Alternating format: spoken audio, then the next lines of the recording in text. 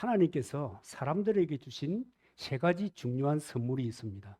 첫 번째는 성경이고요. 두 번째는 뭐예요? 성령님이시고요. 세 번째는 교회 공동체입니다. 공동체입니다. 우리가 성경에 있는 것을 통해서, 성경을 통해서 예수 그리스도가 누구신지, 그리고 예수 그리스도가 어떤 사역을 하셨는지에 대하여 알고 전달받고 예수님을 믿고 받아들이면 성령이 우리 속에 오십니다. 그래서 성령께서는 내가 믿음을 고백하는 순간에, 예수님을 믿습니다라고 하는 순간에 우리 속에 오셔서 우리 속에 성전을 지으시고 우리의 마음의 지성소에 좌정해 계시는 것입니다. 그리고 이 성령께서 우리를 공동체로 이끌어 가시는 것입니다. 그래서 하나님께서는 주신 이 성경과 성령님과 교회 공동체는 우리들에게 대단히 중요한 이 삶의 기반입니다. 여러분, 이 세 가지가 온전해지는 은총이 있도록 여러분 기도해야 됩니다. 여러분, 성경을 왜곡하는 사람들이 얼마나 많은지 모릅니다. 여러분은 이제 이 성경을 전공한 것이 아니기 때문에 전공한다는 게 여러분 별것 아니에요. 책 몇 권 읽어보면 다 나오는데, 그죠? 요새 뭐 책 읽어보면 다 나옵니다. 그런 것들을 보면 하나님의 말씀인 성경이 얼마나 왜곡되게 사람들에게 전파되는지 모릅니다. 뭐 지금도 마찬가지입니다. 그 다음에 성령님, 이 성령님에 대해서도 뭐 능력이다, 에너지다, 뭐 이런 식으로 또 사람들이 곡해를 해갑니다. 그 다음에 공동체, 여러분 교회 공동체인 이 예배당이 교회 공동체 아닙니까? 이 예배당 공동체가 얼마나 왜곡되어 있는지 모릅니다. 그만큼 우리 사람들이, 교회 사람들이 세속적인 그 가치, 사고방식을 교회로 가지고 들어오게 된 겁니다. 누가 이겼어요? 마귀가 이겼어요. 사단의 승리입니다. 바른 교회, 제대로 된 교회, 그것은 여러분 건물이 아니잖아요. 하나님의 주권이 통하는, 성령이 마음껏 역사하시는 그런 공동체가 교회, 예배당 공동체입니다. 여러분, 오늘 우리 이 교회 공동체의 일원이 된 사람들이 어떻게 살아갈 것이냐에 대해서 사람들은 많은 이 지식을 가지고 있습니다. 신앙생활, 예배당 공동체로 생활을 어떻게 하는가, 주일날 되면 예배당에 간다, 뭐 등등등 형식에 관해서 너무 익숙해져 있습니다. 형식으로 틀을 만들어 가지고 그 틀을 운용하는 곳이 교회 공동체가 되어버렸습니다. 그러면 돼요, 안 돼요? 될 수도 있고 안 될 수도 있어요. 왜냐하면 그렇게 돌아가는 신앙생활에서 오늘 마가복음 8장 34절에 있는 것처럼 주님을 따르는 삶을 살면서 그렇게 하면 괜찮아요. 그 본질이잖아요. 근본이잖아요. 누구든지 나를 따르려거든 자기를 부인하고 자기 십자가를 지고 나를 따를 것이니라. 이게 근본이에요. 시작이에요. 이게 시작인데 요거는 빠져버리고 교회 생활에 대해서 익숙한 거예요. 여러분, 교회를 다니면 먼저 익숙해지는 것이 생활입니다. 형식입니다. 그래서 이 패턴이 달라지면 사람들이 우왕좌왕하는 거예요. 그러니까 여러분, 그런 것보다 먼저 우리가 자신을 부인하고 자기 십자가를 지고 주님을 따르는 일에 익숙한 삶을 사는 것이 그리스도인의 삶인데, 다 아는 줄 아는데, 말하고 닳도록 들은 줄 아는데, 성경을 읽으면서 늘 눈앞에 크게 다가오는 줄 아는데, 그런데 사람들은 이것에 대해서 별 관심이 없습니다. 참 이게 제가 아주 고민스럽게 대하는 것입니다. 그런데 여러분, 이 주님을 따르는 것 중에 자기 부인이라는 것 있잖아요. 주님이 말씀하시는 그 첫 번째 이슈거든요. 나를 따르려고 하면 자기를 부인하고, 이게 쉬워요? 이게 쉽습니까? 이게 어려워요. 자기를 부인한다는 것은 내 모든 것을 포기하는 거예요. 그게 쉬운가요? 여러분, 하나님께서 아브라함을 부르셨어요. 아브라함이 75세 되던 때 불러가지고 그 미래 메시아에 대한 꿈을 심어주잖아요. 그리고 100살이 되어서요, 아들을 낳았어요. 100살이 되어서 아들을 낳았다는 것은 아브라함에게는 충격적인 일이에요. 아내도 나이가 이미 90이잖아요. 충격적인 일이에요.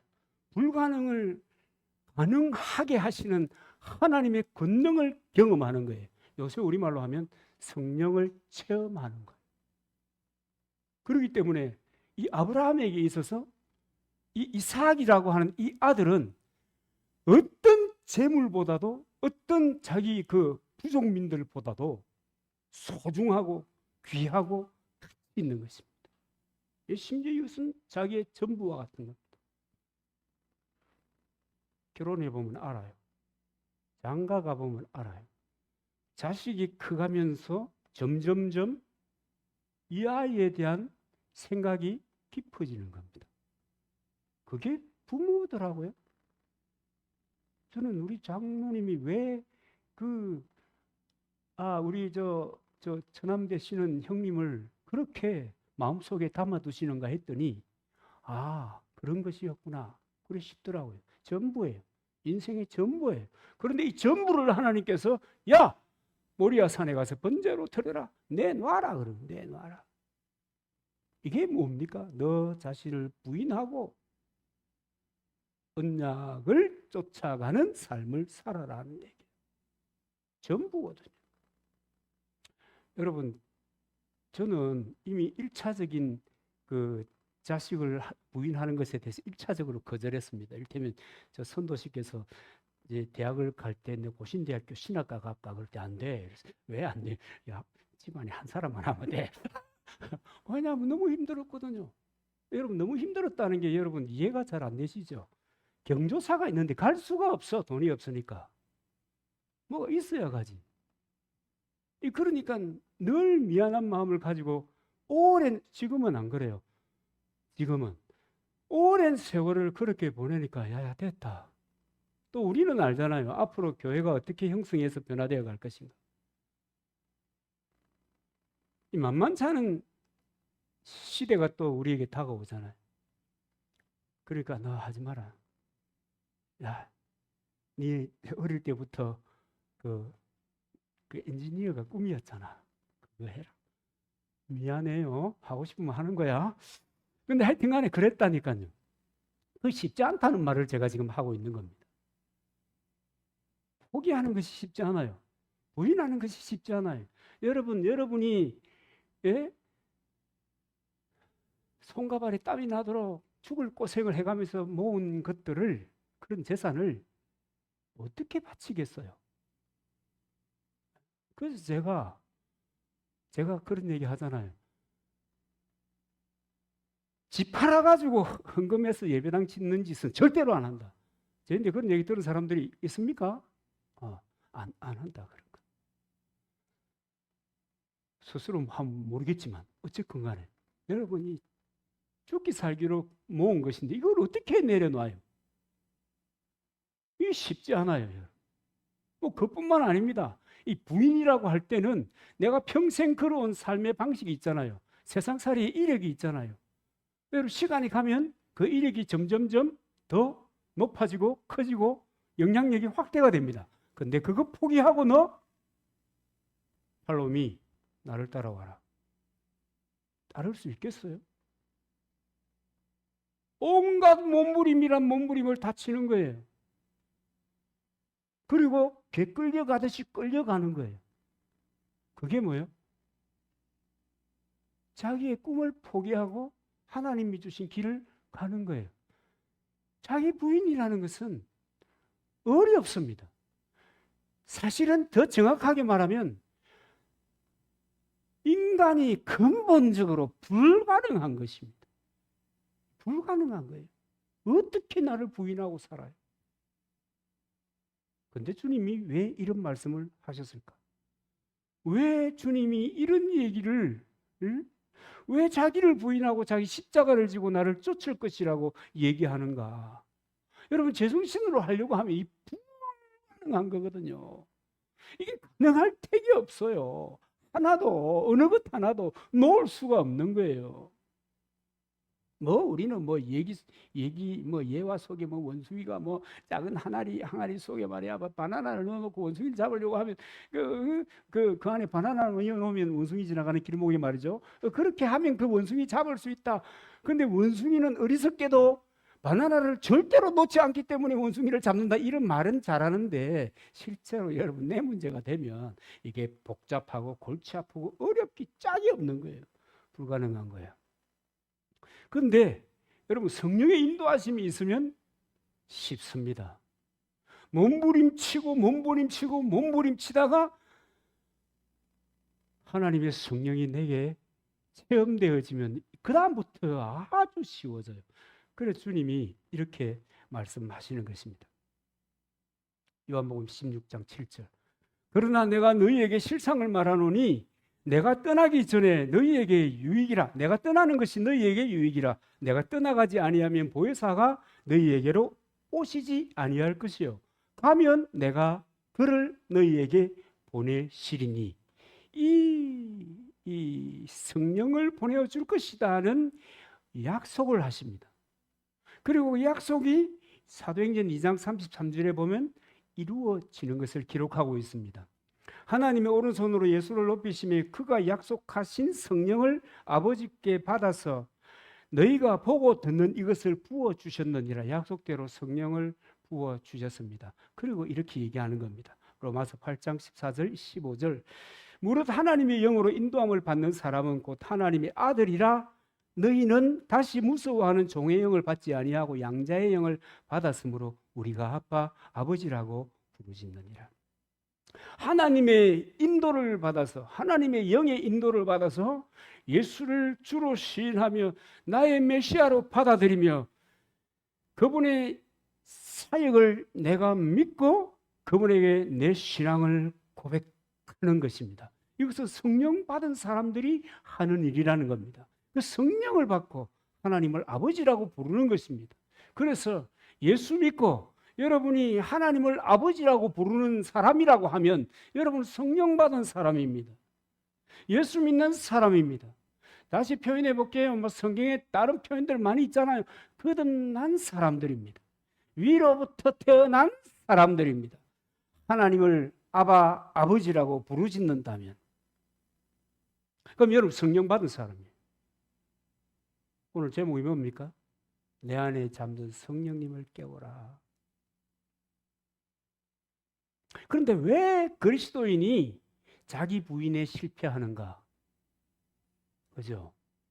왜 세상에 살면서 성령 받고 성령의 이끄심대로 따라가면 자연스럽게 주님의 이끄심대로 살아가고 주님의 이끄심대로 선택하고 주님의 이끄심을 기뻐하면서 하나님이 주시는 사랑과 하나님이 주시는 평안과 그분으로 말미암아 오는 그 말할 수 없는 은혜를 누리며 살아가는 그 삶을 살아갈 텐데 왜 수많은 그리스도인들이 예수쟁이라고 하는 사람들이 주일날 되면 어김없이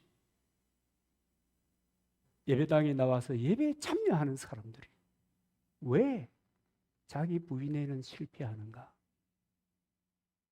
여러분, 우리 이것을 알기 위해서 세상 사람들은 무엇을 가지고 사는가라는 것을 여러분 알아야 될 필요가 있습니다. 세상 사람들은 자기 의를 이루기 위해서 삽니다. 예수 믿는 사람들은 하나님의 의를 이루기 위해서 삽니다. 다르죠? 다릅니다. 자기의 의를 이루기 위해서 죽기 살기로 일하는 거예요. 계획을 세우고 목표를 하고. 여러분 성공학 같은 거 읽어봤어요? 젊은 친구들은 안 읽어보면 안 돼. 세상살이 할 거잖아. 일단 읽어보면 그것을 위해서 전력 투구합니다. 자기의 일을 드러내고 한 세상을 살고 끝이 날 즈음에는 내 이름이 세상에 알려져야 되고 나의 소유에 번창하게 된 것을 사람들이 알아주기를 원하는 겁니다. 여러분 그걸 밖에요. 세상 사람들이 무슨 하나님의 의가 있습니까? 하나님의 주실 면류관이 있습니까? 하나님께서 예비해 놓으신 천국이 있습니까? 아무것도 없으니까 자기 의가 마침내 이루어져서 내 이름이 높임을 받으면 할렐루야 아니지 그거는. 그렇죠? 그러면 행복한 거예요. 그러면 그걸 행복이라고 생각하고 그것을 성공이라고 생각하고 살아가는 거예요.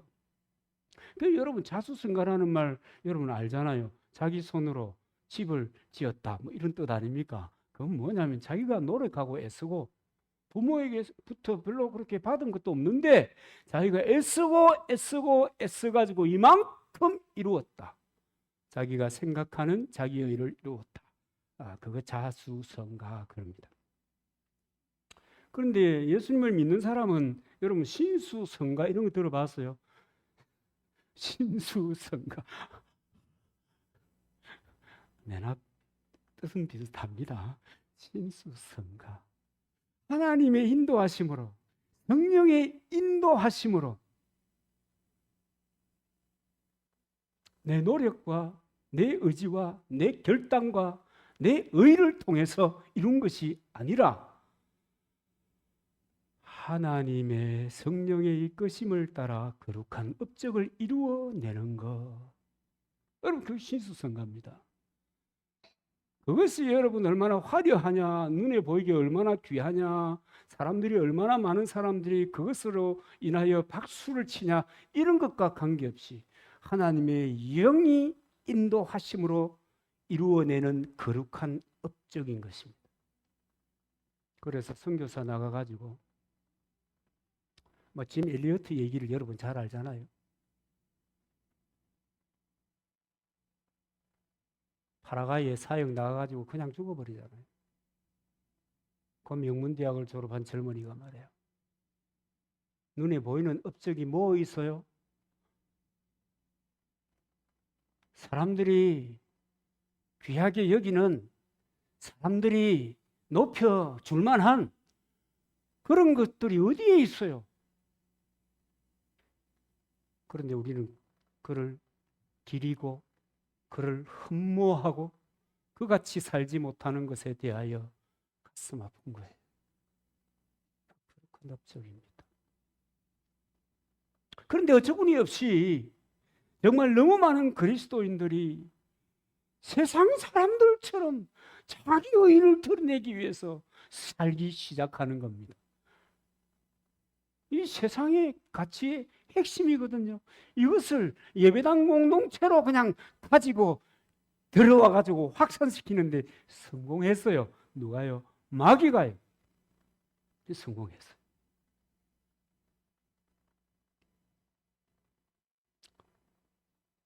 그래서 교회 공동체에도 무슨 바람이 불기 시작하는가 하면 폼생폼사의 바람이 불기를 시작하는 겁니다.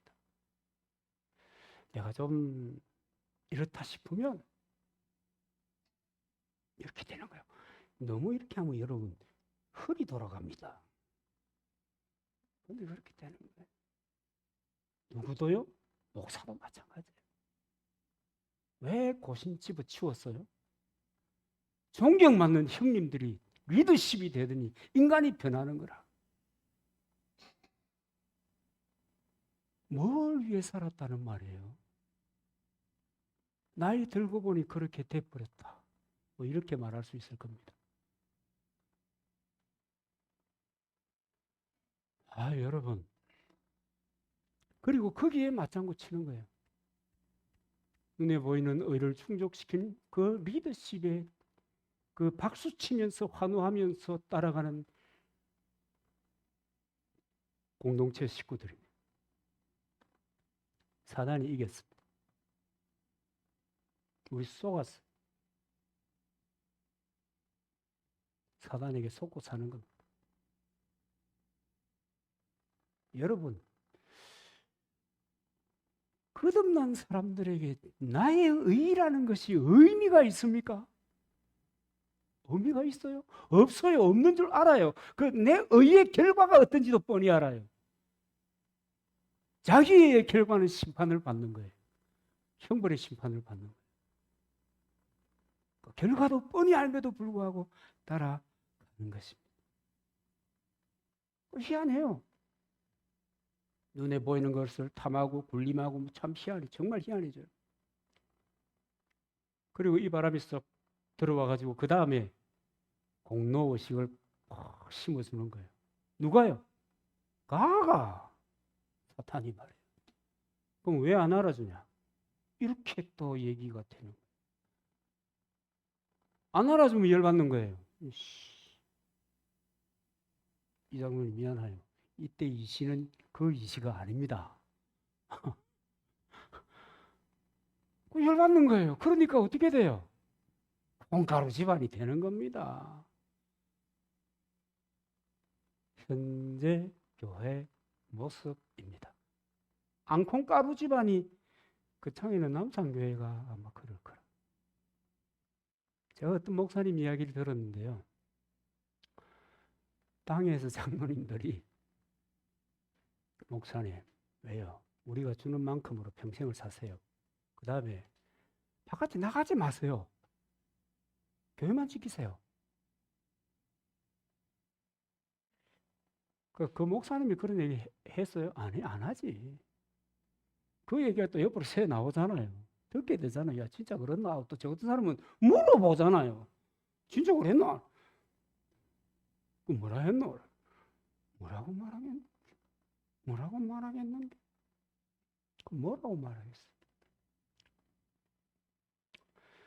성령의 은혜가 가득 차야 될 그 예배당 공동체가 악의 영들에 대한 싸움이 아니고 믿음의 지체들을 꼬라보면서 평가할 거 없나, 비판할 거 없나, 뭐 이런 거를 생각하는 뭐 그런 참 기가 막힌 현장이 되어버린 거예요. 거룩한 주님의 공동체인 교회가, 하나님의 위대한 선물인 교회가.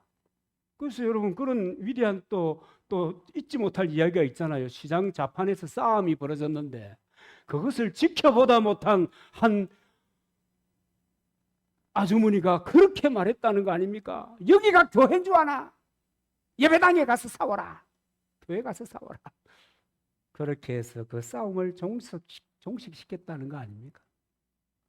여러분 성령의 이끄심이 없으면 여러분 우리의 이 하는 모든 그 이 헌신이라고 하는 것은 의미가 없어요. 그런데 성령의 이끄심이라면 나의 하는 수고, 섬김, 헌신이 여러분 구원의 은혜에 감사하는 표현입니다. 내가 섬길 수 있으니 감사하고, 내가 할 수 있으니 감사하고, 내가 베풀 수 있으니 더 감사하고. 그 감사의 삶이 불빛이 일어나고 그것이 분위기가 되어 있는 것이 여러분 원래 하나님이 주신 교회 공동체의 분위기요 모습입니다. 그런데 자기로 믿는 사람들은 자기 이를테면 거듭났다 할지라도 예수 믿는다 할지라도 하나님의 그 성령이 내게 오심을 인정하지 아니하고 그분의 주되심을 인정하지 않고 여전히 내가 주인으로 내 주권으로 인생을 재단하고 계획하고 생각하고 살아간다면 그렇다면 여러분 늘 열심히 할 때는 내가 하나님의 자녀 같아. 근데 열심히 안 할 때는 하나님 자녀 안 같아. 그래서 늘 하는 기도가 뭔지 아세요? 믿습니다. 하나님 내가 하나님의 자녀인 줄 믿습니다. 하나님 내게 성령 충만해 줄 줄 믿습니다. 뭘 그런 걸 믿어 이미 인정하면 되는데 내 안에 오신 성령님이 인정하면 되는데 내가 하나님의 자녀인 것을 알고 살아가면 되는데 여러분 선도가 주말마다 오거든요. 이제 얼마나 올지 모르지만 좌우지간 우리 젊은 친구들은 어쩌든지 더 넓은 세상으로 또 나가야 될 필요도 있고 또 여기 또 지켜주는 형제들 자매들도 너무 고맙고 뭐 하여튼 좌우지간 자기 역량을 발휘하기 위해서 애를 써야 됩니다. 근데 무조건 집에 들어오잖아요. 주말이 되면. 그래가지고 들어오면서 인사를 꾸벅, 저 친구 인사하거든요. 인사를 꾸벅 하면서 하는 말이 아버지, 내가 오늘부터 아버지의 자녀임을 믿습니다. 내가 아버지의 막내 아들입니다. 그러면 내가 뭘 하겠어요? 미쳤나? 이 지정씨가 와 이리 있노? 어디가 스물대는 이게 아주 고민하게 될 것입니다. 그냥 아들은 살면 되는 거예요. 자녀로 살면 되는 거예요. 그렇잖아요. 그런데 뭘 자녀임을 믿습니다. 주여 내가 성령 충만하게 하여 주시옵소서. 인정을 해야지. 내 안에 오신 성령님을 인정을 해야지. 그분에게 내 주권을 맡기고 그분에게 내 리더십을 이양하고 그분에게 내가 순종하고 그렇게 살면 자연스럽게 그분이 내 속에서 나에게 일하시는데 성경에 약속되어 있는 모든 것으로 충만하게 하심으로 일하신단 말이에요. 그래서 여러분 성령 체험이라는 것이 있어지는 거예요. 자연스럽게. 그 인정을 안 하는 것이 문제다. 그래서 많은 사람들은 마치 자기 행위로 구원을 얻는 것처럼 교회 올 때마다 회개합니다. 뭘 자주 회개할 게 있노? 그냥 어저께 회개한 거 오늘 또 회개하고 오늘 회개한 거 보나 내일 또 회개한다. 그게 여러분 마귀에게 속는 겁니다. 그렇잖아요. 하나님 미안합니다. 주님 근본적으로 해결해 주셨잖아요. 맞죠? 하나님 근데 내가 연약해서 이렇게 잘못했습니다. 잘못할 수 있습니다. 죄 지을 수 있습니다. 중요한 것은 하나님 미안해요. 고백하고 이 뭔 소리인지 아세요? 네, 털어버리는 소리. 야, 인간이 어떻게 그럴 수 있어? 그거는 인간이 생각하는 거고 하나님 앞에서 그렇단 말이에요. 그리고 하나님께서 내게 주신 그 은혜와 은총을 또 기대하고 누리고 살아가는 겁니다. 여러분 인간은 넘어지게 되어 있고 실수하게 되어 있고 또 죄짓게 되어 있고 그런데 시간이 감에 따라서 뭐예요? 점점점 그 횟수도 그 양도 그 다음에 그 사이즈도 작아져 가는 겁니다. 그걸 성화라고 하잖아요. 거룩하게 변해 간다는 겁니다. 그래서 여러분 정말 우리가 물과 성령으로 거듭났다면 그래서 하나님의 자녀가 되었다고 하면 여러분 이 구원받은 사실이 얼마나 놀라운 것인지 여러분 깨달아졌다고 하면 여러분 마귀의 자녀로 계속 살지 않고 하나님의 자녀로 살게 되었다는 것은 놀라운 은혜요 놀라운 경험인 것입니다. 여러분 마귀에게 코 끼어서 살아가는 사람들 여러분 들어보잖아요. 지가 지 뜻대로 살아가는 것 같죠? 자기 마음으로 살아가는 것 같죠? 마귀에게 코 끼인 사람은 마귀가 이끄는 대로 따라가는 거예요. 그러나 예수님을 통해서 하나님의 자녀가 되고 하나님의 사람으로서 살아가고 있기 때문에 그 하나님의 사람들은 내 속에 임하신 그 성령님을 깨우고 인정하고 그분의 이끄심을 따라가면 여러분 하나님이 사랑과 하나님의 평강과 하나님이 내게 주시는 그 희락, 기쁨과 또 그분이 우리에게 던져주시는 우리에게 주시는 말할 수 없는 은혜를 그걸 누리면서 믿음의 삶을 살아갈 수 있다 없다요? 있는 겁니다. 그렇게 사는 겁니다. 그게 그리스도인이 살아가는 삶의 방식입니다.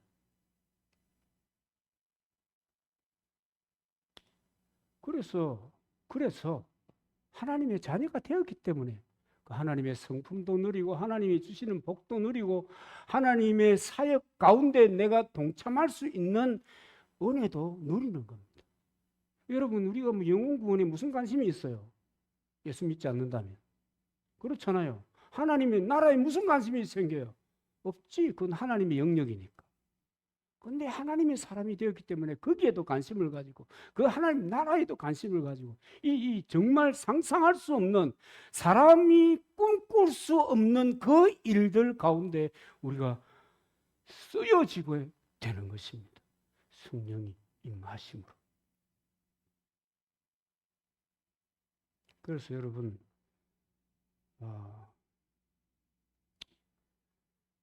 우리는 그 풍랑 가운데 왜 뱃머리에서 주무시고 계신 예수님, 그죠? 풍랑 가운데 제자들이 허겁지겁 이 까딱하면 배가 뒤집힐 것 같으니까 예수님을 깨우잖아요.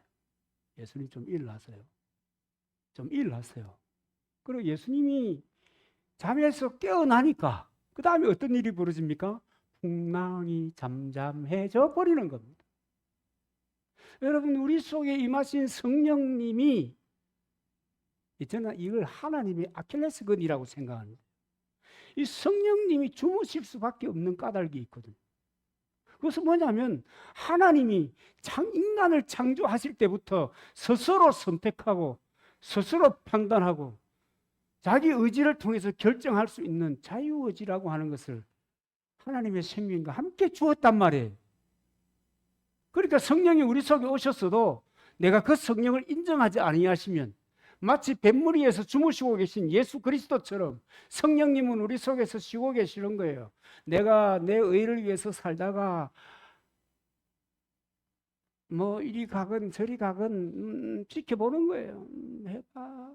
지켜보는 거예요. 지켜보시는 거예요.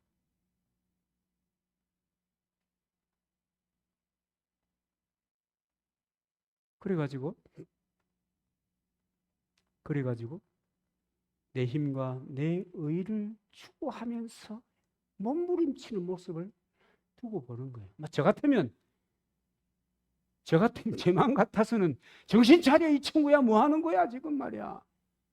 네가 지금 그렇게 살면 돼 이럴 텐데 오래 참으십니다. 그죠?